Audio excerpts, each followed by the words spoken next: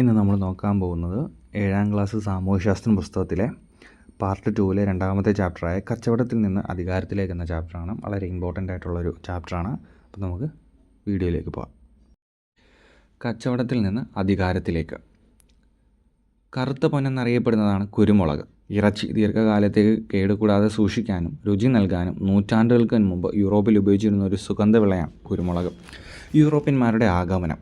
തുർക്കികൾ കോൺസ്റ്റാന്റിനോപ്പോൾ കീഴടക്കിയത് ഏഷ്യയും യൂറോപ്പും തമ്മിലുള്ള കച്ചവടം തടസ്സപ്പെടാൻ കാരണമായി.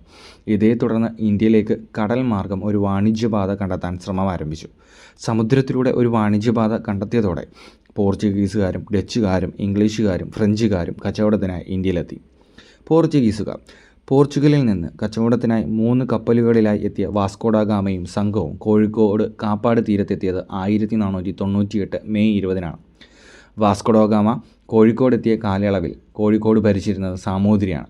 സാമൂതിരി കച്ചവട സൗകര്യങ്ങൾ നൽകാത്തതിനാൽ വാസ്കോഡഗാമ കച്ചവടത്തിനായെത്തിയ സ്ഥലം കണ്ണൂർ.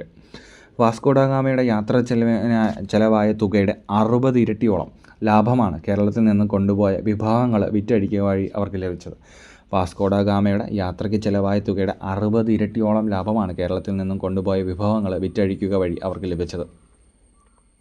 വാസ്കോഡഗാമയെ തുടർന്ന് ഇന്ത്യയിലേക്ക് വാണിജ്യത്തിനായി എത്തിയ പോർച്ചുഗീസുകാരാണ് അൽമേഡ, അൽബുക്കർക്ക് എന്നിവയുടെ ഇന്ത്യയിലെ പ്രധാന വാണിജ്യ കേന്ദ്രങ്ങൾ ഗോവ, ദാമൻ ദ്വീപായിരുന്നു. തൃശ്ശൂർ ജില്ലയിലെ കോട്ടപ്പുറം കോട്ട നിർമ്മിച്ചത് പോർച്ചുഗീസുകാരാണ്. കണ്ണൂരിലെ സെയിൻറ്റ് ആഞ്ചലോ കോട്ട നിർമ്മിച്ചത് പോർച്ചുഗീസുകാരാണ്. പോർച്ചുഗീസുകാർ അറിയപ്പെട്ടിരുന്നു പറങ്കികൾ. പോർച്ചുഗീസുകാർ ഇന്ത്യയിൽ കൊണ്ടുവന്ന കാർഷിക വിളകളാണ് പൈനാപ്പിൾ, പേരയ്ക്ക, പപ്പായ, വറ്റൽമുളക്, കശുവണ്ടി, പുകയില. പോർച്ചുഗീസുകാർ ഇന്ത്യയിൽ കൊണ്ടുവന്ന കാർഷിക വിളകളാണ് പൈനാപ്പിൾ, പേരയ്ക്ക, പപ്പായ, വറ്റൽമുളക്, കശുവണ്ടി, പുകയില. അച്ചടി യന്ത്രം പ്രചരിപ്പിച്ചതും പോർച്ചുഗീസുകാരാണ്. ചവിട്ടുനാടകം എന്ന കലാരൂപം കേരളത്തിൽ പ്രചരിപ്പിച്ചതും പോർച്ചുഗീസുകാരാണ്. മലബാർ തീരം കേന്ദ്രീകരിച്ച് പോർച്ചുഗീസുകാർക്കെതിരെ നടന്ന ചെറുത്തുനിൽപ്പുകൾക്ക് നേതൃത്വം കൊടുത്തത് കുഞ്ഞാലി മരക്കാർമാരായിരുന്നു. സാമൂതിരിയുടെ നാവികപ്പടയുടെ തലവന്മാരാണ് കുഞ്ഞാലി മരക്കാർമാർ. ഡച്ചുകാർ. കച്ചവടത്തിനായി യൂറോപ്പിൽ നിന്നും ഇന്ത്യയിലെത്തിയതായിരുന്നു ഡച്ചുകാർ. ലന്തക്കാർ എന്നറിയപ്പെടുന്നത് ഡച്ചുകാരാണ്. ഡച്ചുകാരുടെ പ്രധാന വാണിജ്യ കേന്ദ്രങ്ങൾ കൊച്ചിയും കൊല്ലവുമാണ്. Hortus Malabaricus. നമ്മുടെ നാട്ടിലെ ഔഷധ സസ്യങ്ങളെപ്പറ്റി പരാമർശിക്കുന്ന പുസ്തകമാണ് ഹോർത്തൂസ് മലബാറിക്കസ് എന്ന പുസ്തകം തയ്യാറാക്കാൻ മുൻകൈയെടുത്ത ഡച്ച് ഗവർണറാണ് വാൻ റീഡ്. ഹോർത്തൂസ് മലബാറിക്കസ് തയ്യാറാക്കാൻ ഡച്ചുകാരെ സഹായിച്ച മലയാളി വൈദ്യരാണ് ഇട്ടി അച്യുതൻ. കുളച്ചൽ യുദ്ധം 1741. കുളച്ചൽ യുദ്ധം നടന്നത് തിരുവിതാംകൂറിലെ രാജാവായിരുന്ന മാർത്താണ്ഡവർമ്മയും ഡച്ചുകാരും തമ്മിലാണ്. കുളച്ചൽ യുദ്ധം നടന്ന വർഷം 1741. കുളച്ചൽ യുദ്ധത്തിന് കാരണം കച്ചവടം സംബന്ധിച്ച തർക്കങ്ങൾ. ഇന്ത്യയിൽ ഡച്ചുകാരുടെ അടിത്തറ നഷ്ടമാക്കാൻ ഇടയാക്കിയ യുദ്ധമാണ് കുളച്ചൽ യുദ്ധം. ഫ്രഞ്ചുകാർ. ഫ്രഞ്ച് ഈസ്റ്റ് ഇന്ത്യ കമ്പനി സ്ഥാപിതമായ വർഷം 1664. ഫ്രഞ്ചുകാരുടെ പ്രധാന കച്ചവട കേന്ദ്രങ്ങളാണ് പോണ്ടിച്ചേരി, മാഹി, കാരയ്ക്കൽ. ഇന്ത്യയിൽ ഫ്രഞ്ചുകാരുടെ ആസ്ഥാനം പോണ്ടിച്ചേരി. കർണാട്ടിക് യുദ്ധങ്ങൾ. കച്ചവട ആധിപത്യത്തിനു വേണ്ടി ഇംഗ്ലീഷുകാരും ഫ്രഞ്ചുകാരും തമ്മിൽ നടത്തിയ യുദ്ധങ്ങൾ അറിയപ്പെടുന്നു കർണാട്ടിക് യുദ്ധങ്ങൾ. ഇംഗ്ലീഷുകാരും ഫ്രഞ്ചുകാരും തമ്മിൽ നടന്ന യുദ്ധങ്ങളുടെ പ്രധാന വേദി ഇന്നത്തെ തമിഴ്നാടിൻ്റെ ഭൂരിപക്ഷം മേഖലകൾ ഉൾപ്പെട്ട കർണാട്ടിക് പ്രദേശങ്ങളായിരുന്നു. അതുകൊണ്ടാണ് അവർ തമ്മിൽ നടന്ന യുദ്ധങ്ങളെ കർണാട്ടിക് യുദ്ധങ്ങൾ എന്ന് വിളിക്കുന്നത്. കർണാട്ടിക് യുദ്ധത്തിൽ ഫ്രഞ്ചുകാർ പരാജയപ്പെട്ടു. ഇംഗ്ലീഷുകാർ. ഇന്ത്യ, ചൈന തുടങ്ങിയ രാജ്യങ്ങളുമായി കച്ചവടം നടത്താൻ വേണ്ടി ലണ്ടനിൽ ഇംഗ്ലീഷ് ഈസ്റ്റ് ഇന്ത്യ കമ്പനി രൂപീകരിച്ച വർഷം 1600. ഇംഗ്ലീഷ് ഈസ്റ്റ് ഇന്ത്യ കമ്പനിയുടെ ഇന്ത്യയിലെ ആദ്യത്തെ വാണിജ്യ കേന്ദ്രം സൂറത്ത്, ഗുജറാത്തിലാണ് സ്ഥാപിക്കപ്പെട്ടത്. ഇംഗ്ലീഷ് ഈസ്റ്റ് ഇന്ത്യ കമ്പനിയുടെ ഇന്ത്യയിലെ ആദ്യത്തെ വാണിജ്യ കേന്ദ്രം സ്ഥാപിച്ചത് Surat, Gujarat. English East India Company വാണിജ്യ കേന്ദ്രങ്ങൾ സ്ഥാപിച്ച മറ്റ് സ്ഥലങ്ങളാണ് മദ്രാസ്, കൽക്കട്ട, ബോംബെ. വാണിജ്യാധിപത്യത്തിനു വേണ്ടിയുള്ള മത്സരത്തിൽ വിജയിച്ചത് ഇംഗ്ലീഷ് ഈസ്റ്റ് ഇന്ത്യ കമ്പനിയായിരുന്നു. ഇംഗ്ലീഷ് ഈസ്റ്റ് ഇന്ത്യ കമ്പനി ഇന്ത്യയിൽ ആദ്യമായിട്ട് അധികാരം നേടിയ സ്ഥലം ബംഗാളാണ്. പ്ലാസി യുദ്ധം 1757. പ്ലാസി യുദ്ധം നടന്ന വർഷമാണ് 1757. പ്ലാസി യുദ്ധം നടന്നത് ബംഗാളിലെ നവാബായിരുന്ന സിറാജ് ഉദ് ദൗലയും ബ്രിട്ടീഷുകാരും തമ്മിലാണ്.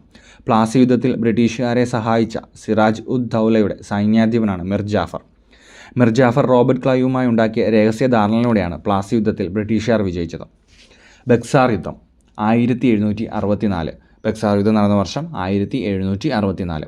ബക്സാർ യുദ്ധം നടന്നത് ഷാ ആലമൻ രണ്ടാമൻ ഷുജ ഉദ് ദൗല, മിർ ഖാസിം എന്നിവരുടെ സംയുക്ത സൈന്യവും ബ്രിട്ടീഷുകാരും തമ്മിലാണ്. ഷാ ആലം രണ്ടാമൻ, മുഗൾ ചക്രവർത്തിയായിരുന്ന ഷാ ആലം രണ്ടാമൻ, ഷുജ ഉദ് ദൗല, അവധിലെ നവാബായിരുന്ന ഷുജ ഉദ് ദൗല, മുൻ ബംഗാൾ നവാബായിരുന്ന മിർ ഖാസിം എന്നിവരുടെ സംയുക്ത സൈന്യം ബ്രിട്ടീഷുകാരും തമ്മിലായിരുന്നു ബക്സാർ യുദ്ധം നടന്നത്. ബക്സാർ യുദ്ധത്തിൽ ബ്രിട്ടീഷുകാർ വിജയിച്ചു. ബംഗാൾ ഈസ്റ്റ് ഇന്ത്യ കമ്പനിയുടെ കീഴിലാകാൻ കാരണമായ യുദ്ധമാണ് ബക്സാർ യുദ്ധം. മൈസൂർ യുദ്ധങ്ങൾ. ടിപ്പു സുൽത്താനും ബ്രിട്ടീഷുകാരും തമ്മിൽ നടന്ന യുദ്ധങ്ങളാണ് മൈസൂർ യുദ്ധങ്ങൾ. മൈസൂർ പ്രബല ശക്തിയാകുന്നതിൽ നേതൃത്വം വഹിച്ചവർ ഹൈദരാലിയും ടിപ്പു സുൽത്താനുമാണ്. മൈസൂർ കീഴടക്കാൻ ബ്രിട്ടീഷുകാരെ പ്രേരിപ്പിച്ച ഘടകങ്ങൾ. മൈസൂർ സുൽത്താൻമാരുടെ ആധിപത്യം മലബാറിൽ വ്യാപിച്ചിരുന്നത് ബ്രിട്ടീഷുകാരുടെ മലബാറിലെ കച്ചവടത്തിന് സൃഷ്ടിച്ച തടസ്സം. ഫ്രഞ്ചുകാരുമായിട്ട് ടിപ്പുവിനുണ്ടായിരുന്ന സൗഹൃദം. മൈസൂർ കീഴടക്കാൻ ബ്രിട്ടീഷുകാരെ പ്രേരിപ്പിച്ച ഘടകങ്ങൾ. മൈസൂർ സുൽത്താൻമാരുടെ ആധിപത്യവും മലബാറിൽ വ്യാപിച്ചിരുന്ന ബ്രിട്ടീഷുകാരുടെ മലബാറിലെ കച്ചവടത്തിന് സൃഷ്ടിച്ച തടസ്സവും ഫ്രഞ്ചുകാരുമായിട്ട് ടിപ്പുവിനുണ്ടായിരുന്ന സൗഹൃദവുമാണ്. മൈസൂർ യുദ്ധങ്ങളിലൂടെ ബ്രിട്ടീഷ് ആധിപത്യത്തിന് കീഴിലായ പ്രദേശങ്ങളാണ് മലബാറും കൂർഗും.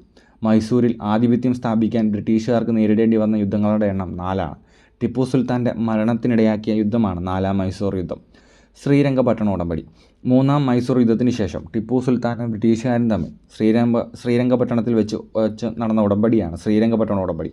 1792 ശ്രീരംഗപട്ടണ ഉടമ്പടി ഒപ്പുവെക്കുന്നത്. മലബാർ ബ്രിട്ടീഷുകാർക്ക് ലഭിക്കാനിടയായ ഉടമ്പടിയാണ് ശ്രീരംഗപട്ടണ ഉടമ്പടി. മറാത്ത യുദ്ധങ്ങൾ. ബ്രിട്ടീഷുകാരും മറാത്ത വംശജരും തമ്മിൽ നടന്ന യുദ്ധങ്ങളാണ് മറാത്ത യുദ്ധങ്ങൾ. മറാത്തികൾ ബ്രിട്ടീഷുകാരുടെ പരുത്തി കച്ചവടത്തിന് തടസ്സങ്ങൾ സൃഷ്ടിച്ചതാണ് മറാത്ത പ്രദേശങ്ങൾ ആക്രമിക്കാൻ ബ്രിട്ടീഷുകാരെ പ്രേരിപ്പിച്ചത്. സിന്ധ്, പഞ്ചാബ്, അവധി എന്നീ നാട്ടുരാജ്യങ്ങൾ ബ്രിട്ടീഷ് കീഴടക്കിയത് മറാത്ത യുദ്ധത്തിലൂടെയാണ്. സിന്ധ്, പഞ്ചാബ്, അവധി എന്നീ നാട്ടുരാജ്യങ്ങളും ബ്രിട്ടീഷുകാർ കീഴടക്കി. സൈനിക സഹായ വ്യവസ്ഥ. സൈനിക സഹായ വ്യവസ്ഥ നടപ്പിലാക്കിയ ഗവർണർ ജനറലാണ് വെല്ലസ്ലി. സൈനിക സഹായ വ്യവസ്ഥ നടപ്പിലാക്കിയ ഗവർണർ ജനറൽ വെല്ലസ്ലി. സൈനിക സഹായ വ്യവസ്ഥയിൽ ഒപ്പുവെച്ച നാട്ടുരാജ്യങ്ങളാണ് ഹൈദരാബാദ്, തഞ്ചാവൂർ, ഇൻഡോർ. സൈനിക സഹായ വ്യവസ്ഥയിൽ ഒപ്പുവെച്ച നാട്ടുരാജ്യങ്ങൾ ഹൈദരാബാദ്, തഞ്ചാവൂർ, ഇൻഡോർ. സൈനിക സഹായ വ്യവസ്ഥയിൽ ചേരുന്ന രാജ്യത്തിന് ഈസ്റ്റ് ഇന്ത്യ കമ്പനി സുരക്ഷ ഉറപ്പ് നൽകിയിരുന്നു. എന്നാൽ നാട്ടുരാജ്യങ്ങളുടെ ഭരണം യഥാർത്ഥത്തിൽ നടത്തിയിരുന്നത് കമ്പനികളുടെ പ്രതിനിധികളായിരുന്നു. ദത്തവകാശ നിരോധന നിയമം. പുരുഷ അനന്തരാവകാശികളില്ലാത്ത ഒരു രാജാവ് മരണപ്പെട്ടാൽ ആ രാജ്യം ബ്രിട്ടീഷ് ഇന്ത്യയിൽ കൂട്ടിച്ചേർക്കാൻ വ്യവസ്ഥയുണ്ടായിരുന്ന നിയമമാണ് ദത്താവകാശ നിരോധന നിയമം. ദത്തവകാശ നിരോധന നിയമം നടപ്പിലാക്കിയ ഗവർണർ ജനറൽ ഡൽഹൌസി പ്രഭുവാണ്. ദത്തവകാശ നിരോധന നിയമത്തിലൂടെ ബ്രിട്ടീഷുകാർ പിടിച്ചെടുത്ത നാട്ടുരാജ്യങ്ങളാണ് സാമ്പൽപൂർ, സത്താറ, ഉദയ്പൂർ, ഝാൻസി, നാഗ്പൂർ. ദത്തവകാശ നിരോധന നിയമത്തിലൂടെ ബ്രിട്ടീഷുകാർ പിടിച്ചെടുത്ത നാട്ടുരാജ്യങ്ങളാണ് സാമ്പൽപൂർ, സത്താറ, ഉദയ്പൂർ, ഝാൻസി, നാഗ്പൂർ. കീഴടക്കിയ പ്രദേശങ്ങളിലെല്ലാം ബ്രിട്ടീഷുകാർ ഏകീകൃത ഭരണ സംവിധാനം നടപ്പിലാക്കി.